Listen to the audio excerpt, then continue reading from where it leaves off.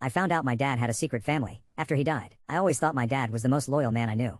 Turns out, I didn't even know half his life. He passed away suddenly last year, heart attack. I was devastated. He was my hero, my biggest supporter, the one who taught me how to ride a bike and never give up on anything. Mom was heartbroken, of course, but she handled all the paperwork and funeral stuff while I tried to hold it together. A few weeks later, I got a call from a lawyer asking me to come in for a reading of the will. I thought it was weird since my mom was already handling everything. But when I got there, I saw another woman sitting in the office. With 2 kids around my age. I remember the lawyer saying, "It seems we need to divide the assets among all 3 of his children." I froze. "What do you mean 3? The woman, quiet, nervous, looked at me and whispered, "I'm sorry. I didn't know he told you nothing." Turns out, my dad had another family. A woman he'd been seeing for nearly 20 years. The kids, my half-siblings, had known about me their entire lives. They even had pictures of me on their walls because he told them I was their other sister. But he never told me anything.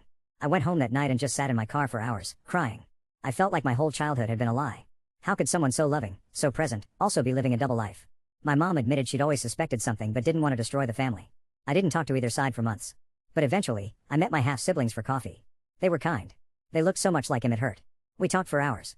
And maybe, in some strange way, I realized he was deeply flawed, but we were all just pieces of him trying to make sense of the wreckage he left behind.